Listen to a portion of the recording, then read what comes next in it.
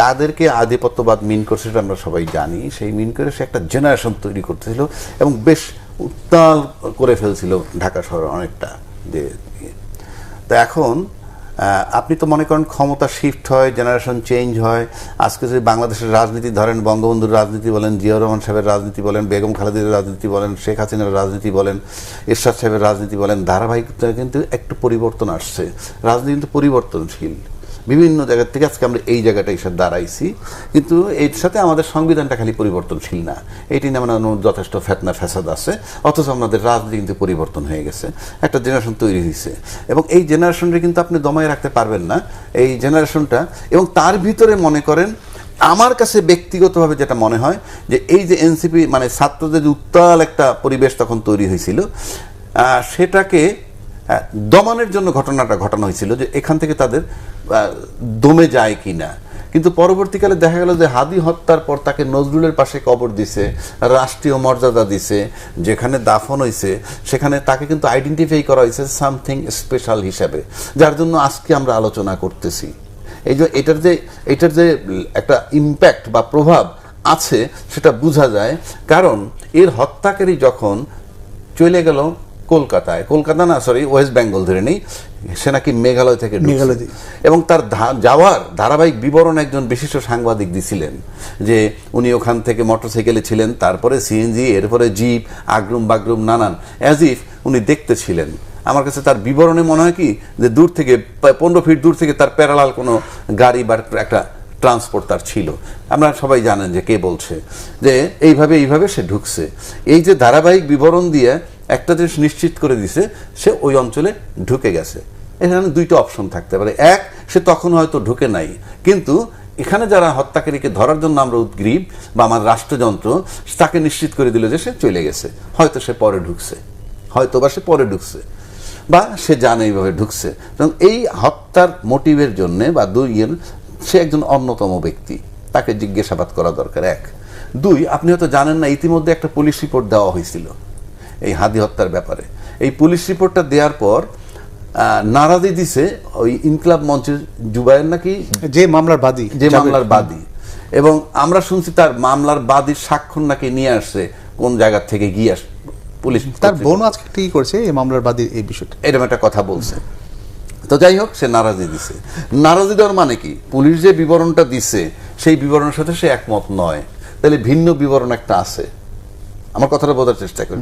Police তো বিবরণ দেয় একটা, সেইটার সাথে দ্বিমত পোষণ করার মানেই নারাজি, তাহলে একটা ঘটনা আছে। আর ওই যে বিবরণ দিচ্ছিল সে পালায় গেছে, সেটা একটা ঘটনা। 3 নম্বর, আপনি এখন সম্প্রতিকালে এটা যখন তদন্ত চলতেছে তখন আমাদের উত্তর পশ্চিমবঙ্গের মুখ্যমন্ত্রী, সাবেক মুখ্যমন্ত্রী, উনি চট করে বলে ফেললেন যে হাদির বিষয়টা, হাদি কিভাবে মারা গেল, সে মেঘালয় থেকে ঢুকে পশ্চিমবঙ্গ পর্যন্ত আসলো, সব যদি বলে দিই তাহলে কিন্তু বাংলাদেশ উত্তাল হয়ে যাবে। এবং আমাকে অমিত শাহ টেলিফোন করেছিল এবং বলছে এই বিষয়টার আলাপ যাতে বাইরে না যায়, এই ধরনের কথা সে বলছে। এখন আমার প্রশ্ন হচ্ছে যে আপনি মুখ্যমন্ত্রী, আজকে আপনার বক্তব্যে মনে হইতেছে আপনি বাংলাদেশের শুভাকাঙ্ক্ষী হয়ে গেছেন। যদি তাই হয়, আপনি তখন মুখ্যমন্ত্রী ছিলেন, প্লাস আমার এখানে আসামি অপরাধী প্রত্যাবর্তন চুক্তি আছে, সেটা নিয়ে আমরা চাইতেছিলাম। আজও কিন্তু দায়িত্বটা আপনারই ছিল সময়, আজও কিন্তু সে ওখানে, তখন আপনি তো মুখ খুলেননি।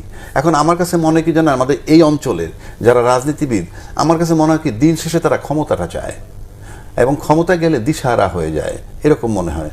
কারণ আপনি পাওয়ার এমন একটা জিনিস, পাওয়ার কিন্তু একটা জ্বলন্ত অগ্নিকুণ্ড, মানে এটার ভিতরে ঢুকে তাপমাত্রা যদি 100 ডিগ্রি হয় এবং এটার ভিতরে যদি আপনি প্রধানমন্ত্রী হিসেবেও ঢুকেন, আপনার তাপমাত্রা যদি 100 ডিগ্রি হয় তাহলে আপনি টিকবেন, যদি 99 হয় আপনি পুড়ে যাবেন, 101 হইলে আগুন নিভে যাবে। বিষয়গুলো আমি বুঝাইতে পারতেছি। তো ঠিক একইভাবে আজকে এই যে জিনিসটাকে উনি করলেন, উনি এখন কি চাচ্ছেন? উনি কি চাচ্ছেন যে ওনার সরকার আনস্টেবল হোক, ওখানে অন্তত পশ্চিমবঙ্গে তার মুখ্যমন্ত্রী আনস্টেবল হোক? তা না হলে আপনি যে জিনিসটা এখন বললেন, এটা তো আপনার ক্লিয়ার একটা পিকচার দরকার। আমাদের ডাউটটা শিফট হয়ে গেল যে এই হত্যার ভিতরে তাহলে বাংলাদেশ বাদ দিয়ে আপনি নিজে আপনাদেরকে জড়িত করে দিলেন, আপনি নিজে আপনার স্বরাষ্ট্রমন্ত্রীকে জড়িত করে দিলেন। এটার দায়িত্বটা কে নিবে? আমরা যদি এখন স্বরাষ্ট্রমন্ত্রী দায়ী করি, আমরা যদি এখন সাবেক মুখ্যমন্ত্রীকে দায়ী করি, তাহলে আমাদেরকে ভারতের একটা অংশ যদি বলে তোমরা আমাদেরকে নিয়ে কথা বলতেছো কেন? ভাই তোমরা তোমাদেরটাকে নেগোশিয়েট করো আগে। তারা কেন এই কথাটা বললো? আপনার দেশের প্রধানমন্ত্রীকে ইনভলভ করে দিল আজকে এই হত্যার ভিতরে।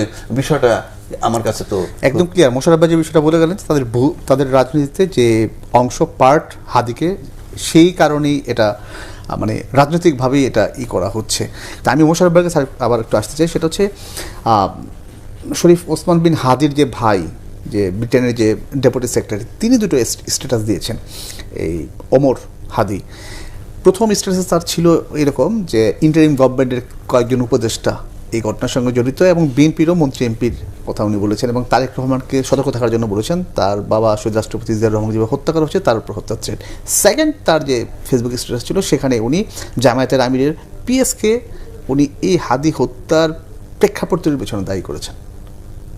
না, এখন হাদির ভাই ওমর যিনি বিবৃতি, উনি ভালো বলতে পারবেন, কিন্তু আমরা দর্শক মানুষ, এই বাংলাদেশের মানুষ হিসেবে, রাজনৈতিক কর্মী হিসেবে আমরা হয়তো এটার বিশ্লেষণ আমরা করতে পারি। এখানে কি এখন প্রশ্ন এটা দাঁড়া না, উনিও তো আগে কোনো কথা বলেন, এখনই সে কেন বলছেন? না, এখানে তো রাজনীতি কিছুটা তো আছে, এটা তো অস্বীকার করার কোনো সুযোগ নাই।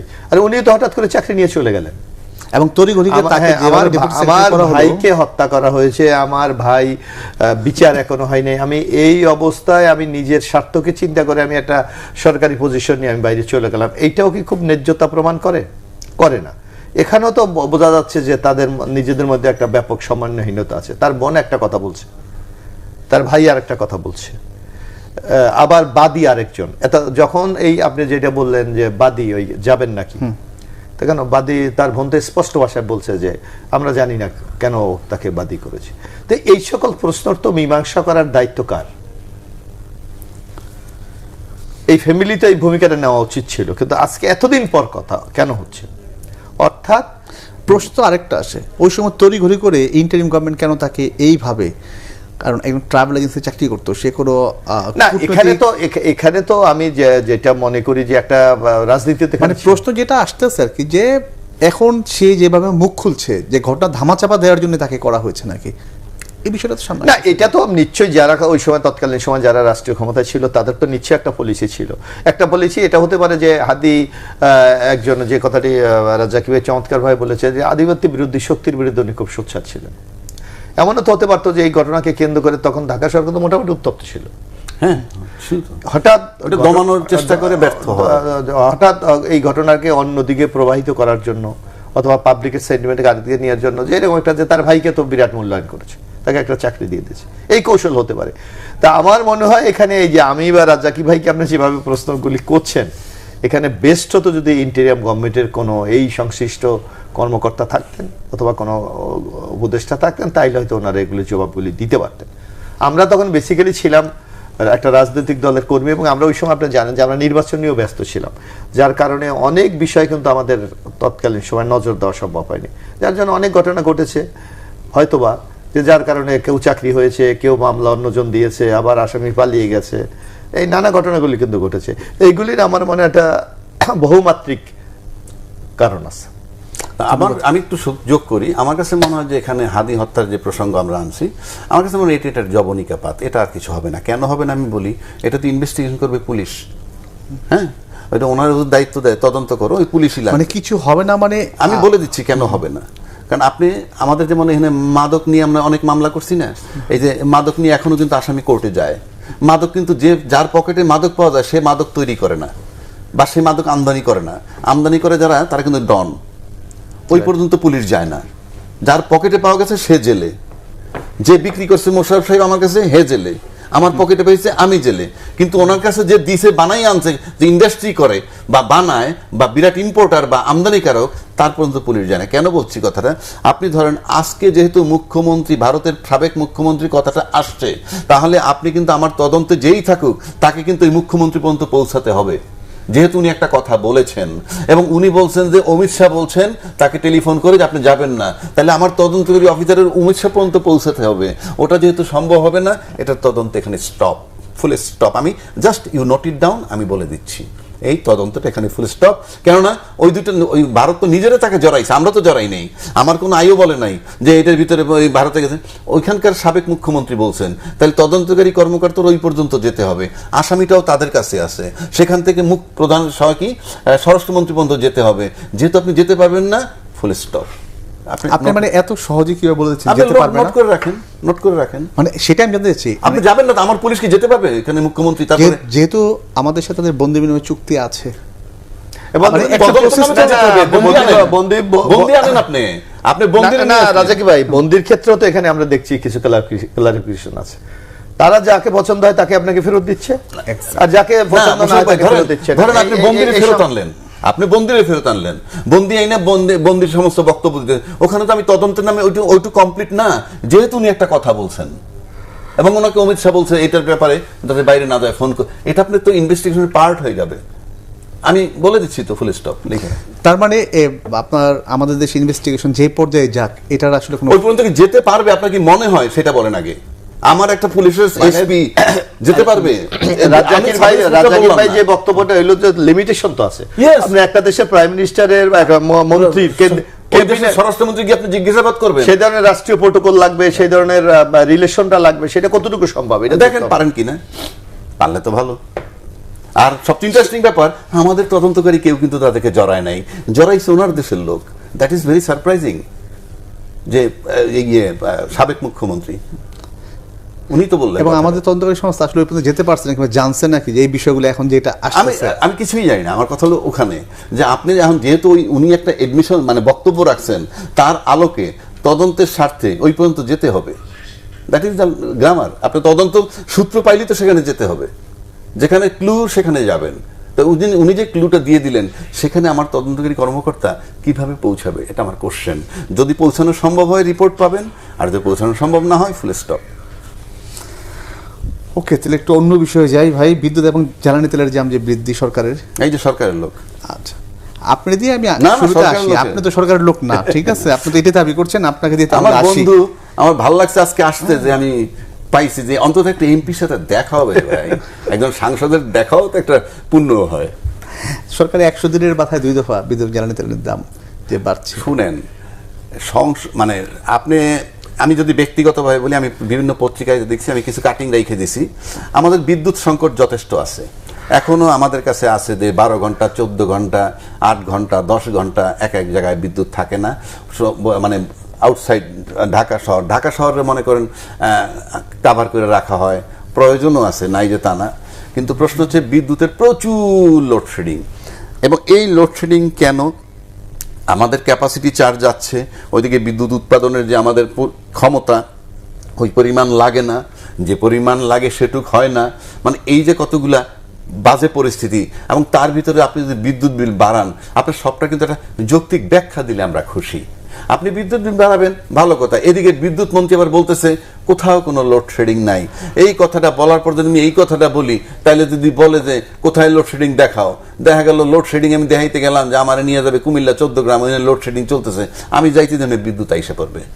কারণটা আমি কেন বলি, যে আমরা যেটা বলতেছি ভাই, আমাদের কাছে একটা জরিপ আছে, আপনি বিদ্যুৎ বিল বাড়াবেন বাড়ান, কিন্তু আপনার যৌক্তিক ব্যাখ্যা লাগবে যে আপনি বাড়াচ্ছেন কেন। আপনি যদি গ্রাহকরে সঠিক ব্যাখ্যা দিতে পারেন, এবং এটা যদি এমন হয় যে বিদ্যুৎ বাড়াইতে দিতে এই কারণে, অথবা আপনার টাকা দরকার অন্য খাতে ব্যয় করবেন, সেই ব্যয়ের খাতটা খুব সুন্দর, এই কাজ হবে। কিন্তু শুধু যদি বাড়ান, এই দেখেন আপনি তেলের দাম বাড়াবেন না বলতে গিয়ে একবার লিটারে 20 টাকা, তারপরে 5। ভাই এটা তামাশা না তো, 25 টাকা পার লিটার বাড়ানোটা। আমি সরকারের, এটা আমি বলবো সরকারের গবেষণা করা উচিত। বললেই বাড়িয়ে দেবেন, এবং তার সাথে আপনি ব্যাখ্যা নেন। মাননীয় প্রধানমন্ত্রীর দৃষ্টি দিতে চাই আমি এই কারণে, কারণ ওনার তো সব দেখা সম্ভব না, বাট ওনাকে তো প্রস্তাব দেয় এসে যে এই কারণটা বাড়ানো দরকার। তখন উনি যাতে একটা যৌক্তিক ব্যাখ্যা নেন, যে আমার জনগণকে তো ব্যাখ্যাটা দিতে হবে যে আমি যে বাড়াবো, এই যে বিদ্যুৎ বিল এখন বাড়াবো, কিসের ভিত্তিতে বাড়াবো, লোডশেডিং এর প্রবলেম আছে, আপনার ক্যাপাসিটি চার্জ দিতে হচ্ছে, মানে ওইগুলো যদি আপনি বাদ না করতে পারেন, আপনি খালি জনগণকে চুষবেন কতক্ষণ রে ভাই? আমি যদি সীমার বাইরে চলে যাই, আমি বিদ্যুৎ পাইলাম না, লাইন বিল দিলাম না, লাইন কেটে দিলেন, কয়টা লাইন কাটবেন রে ভাই? কয়টা লাইন কাটতে গেলে তো গাড়ির তেল লাগে। আমি সেই অর্থে বলছি, আপনি বাড়ান, কিন্তু আপনি জনগণের সরকারের প্রথম কন্ডিশনই হলো জনগণকে ভালো রাখবেন। জি, আপনি একটু শেষ করেন। না, আমার বক্তব্যটা হচ্ছে যে দেখেন, আপনি বিদ্যুতের জন্য দাম বাড়াবেন বা তেলের দাম বাড়াবেন, আপনি সবকিছু যৌক্তিক কারণ কিন্তু লাগবে। আমরা যেমন ধরেন কলেজ ইউনিভার্সিটির বিল বাড়ে আমরা কিন্তু আন্দোলন করি, কিন্তু পারি না কেন? এদের উপরে যারা চাপ প্রয়োগ করবে সেটা কিন্তু সরকার। একইভাবে যদি আপনি এই বিদ্যুতের ক্ষেত্রেও আসেন, আপনি যদি যৌক্তিক কারণ থাকে আপনি বাড়াবেন, কিন্তু তার সাথে তো আপনার দেশের জনগণের আর্থিক অবস্থা, রাষ্ট্রের আর্থিক অবস্থা সবকিছু দেখতে হবে। যেমন আপনি একটা বাজেট দিতে যাচ্ছেন, বিশাল বড় একটা বাজেট দিতে যাচ্ছেন, সেখানে কিন্তু আপনি কোন কোন খাতে ব্যয় হবে সেটা অলরেডি লিখে ফেলছেন, কিন্তু কোন কোন খাতে আয় হবে এখনো লিখতে পারেননি। তো একইভাবে জনগণের বেলায় ভাববেন যে সে যে আপনাকে বিদ্যুৎ বিল দিবে সেটা খরচের খাত, তার আয়ের খাতটা সেটাও রাষ্ট্রের দেখতে হবে। ধন্যবাদ অ্যাডভোকেট আবু হানিফ রাজ্জাকী। মোশাররফ ভাই যৌক্তিক কারণ সেই বিষয়টা, পাশাপাশি একটু আপনাকে বলি, অর্থনীতিবিদরা যেটা বলছেন যে ভর্তুকি কমানোর নামে বাড়তি অর্থের বোঝা বহন করতে হবে, অবশ্যই সাধারণ মানুষকে খরচের চাপ বেড়ে যাওয়ায় বিপর্যস্ত হবে শিল্প উৎপাদন ও জনজীবন।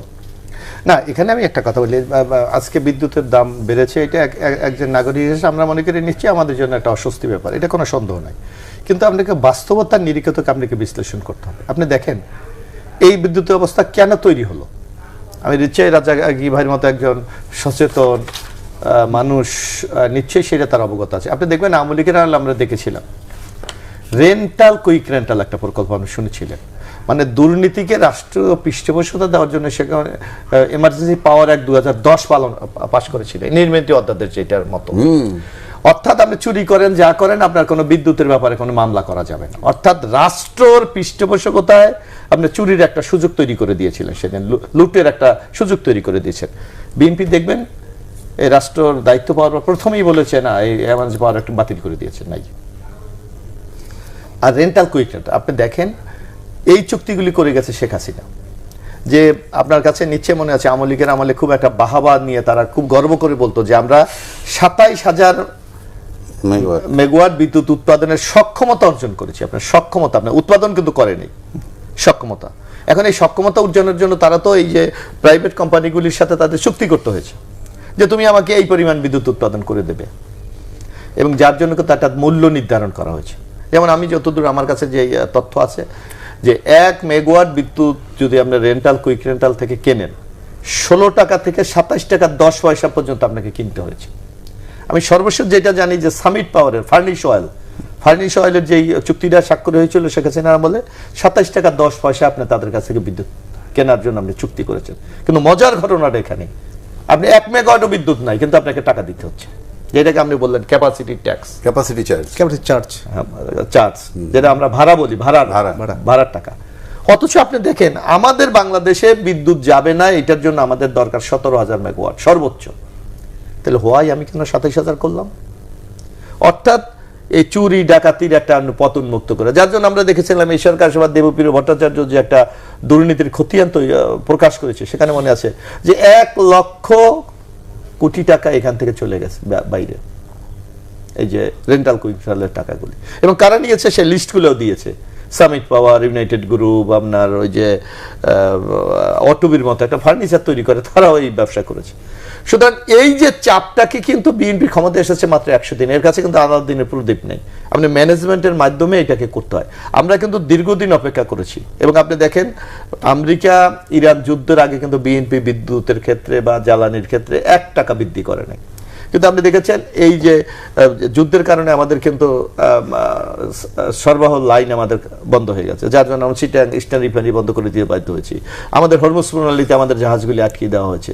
সামগ্রিকভাবে বিশ্বে যদি আপনি দেখেন এই সময়কালে সকল দেশ প্রায় বলতে গেলে বিদ্যুতের দাম বাড়িয়েছে, জ্বালানির দাম। আপনি আমেরিকার মতো যা বিশ্বের সবচেয়ে বেশি জ্বালানি যাদের, তারা 5% বাড়িয়েছে, চায়না 30% বাড়িয়েছে, কম্বোডিয়ার 68% বাড়িয়েছে। এভাবে যদি আমরা সারা বিশ্ব দেখি তারা সবাই দাম বাড়িয়ে, আমরা কিন্তু বাড়াই নেই। বরং আপনি দেখবেন আমাদের মাননীয় প্রধানমন্ত্রী মানে যতটুকু বাড়ছে আপনি বলছেন ওই তুলনায় বাড়েনি আর কি, বাড়াই নেই আমরা। আমি বলি আমি বলতেছি, তারপর আমরা করেছি কি 167 কোটি টাকা প্রতিদিন আমরা কিন্তু ভর্তুকি দিয়ে আমরা অব্যাহত রেখেছিলাম। কিন্তু দেখা যাচ্ছে যে আপনি বিআরসির গতকালকে যদি আপনি দাম বাড়ানোর পর যদি চেয়ারম্যানের বিবৃতি দেখেন যে এই দাম বাড়াবার পরও আমাদেরকে 41,000 কোটি টাকা তারপরে ভর্তুকি দিতে হবে, 41,000 কোটি টাকা। এখন এখানে যদি আমরা সমন্বয় না করি তাহলে অর্থনীতির ক্ষেত্রে বিরাট একটা চাপ পড়ে যাবে, যার কারণে আপনি সহনশীল যাতে জনগণের এবং আপনি দেখবেন সাধারণ নিম্ন শ্রেণীর লোকের উপর যাতে এই ভর্তুকি এই যে প্রেশারটা না পড়ে, তার জন্য আপনি দেখছেন কালকে 75 ইউনিট পর্যন্ত আপনার কোনো দাম কার্যকরী হবে না। সুতরাং আমরা সামগ্রিক বিচার মিলিয়ে যা না পারা যায় এই কারণে দামটা বাড়ানো হয়েছে, এইটা রিয়ালিটি আমাকে বুঝতে হবে। এবং যেটা রাজ্জাকি ভাই বলতে হবে, এখনো কিন্তু আপনাকে ক্যাপাসিটি ট্যাক্স আমাকে দিতে হচ্ছে, কারণ চুক্তি করেছে শেখ হাসিনা। না, মোশাররফ ভাইয়ের সাথে আমি তাহলে একটু অ্যাড করি। মোশাররফ ভাই যেটা বলছে যে চুরি হয়েছে, আগের সরকার চুরি করে গেছে, এই পর্যন্ত বলি কি শেষ?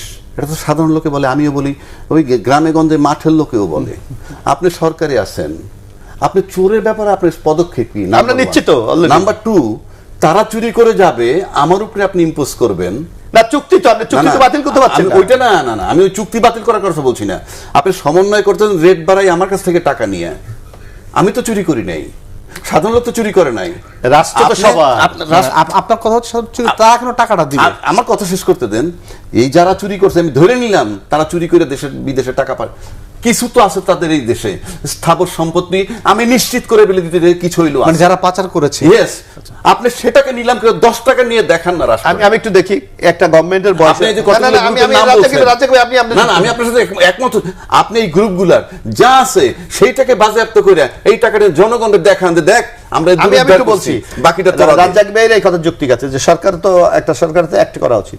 সরকার ইতিমধ্যে দেখেন যে প্রায় 20টা কোম্পানির বিরুদ্ধে কিন্তু তারা মামলা করেছে। ইতিমধ্যে এই যে এস আলম গ্রুপের টাকা কিন্তু জব্দ করে দেওয়া হয়েছে। এবং সবচেয়ে মজার ঘটনা কি, আপনি গত শেখ হাসিনা গভর্নমেন্টের আমলে দেখবেন আপনার একটা গভর্নমেন্টের মানে একটা ন্যূনতম দায়িত্বহীনতার কত পরিচয়। আজকে আমি একটু বলি, একদম শেষ করতে হবে। সে উকিল মানুষ, সে বলতে একটা লোক আপনি তাকে বাংলাদেশে বিনিয়োগ করার সুযোগ করে দিয়েছেন, চুরি করার সুযোগ করে দিয়েছেন, এখন তার বিরুদ্ধে যখন সরকার ব্যবস্থা নিতে যাচ্ছে তখন দেখা যাচ্ছে সে ফরেন নাগরিক, ফরেন সিটিজেন হিসেবে সেখানে ব্যবসা করেছে, যার কারণে সরকার কিন্তু ইচ্ছা করলে অনেক কিছু করা যাচ্ছে না। ধন্যবাদ মোশাররফ ভাই, যদি সময় থাকে আবারও আসবো আপনার কাছে। রাজ্জাকি ভাই, এই যে মামলার বিষয়, 20 জনটা প্রতিষ্ঠানের বিরুদ্ধে মামলায় গিয়েছে, প্লাস টাকা জব্দের যে গভর্নমেন্ট যে প্রসেস যে হাতে নিয়েছে, এই বিষয়গুলো বললেন। না, আপনি তো শুনুন, কতগুলা জিনিস আছে কি, হোমিওপ্যাথিক চিকিৎসায় কাজ হয় না।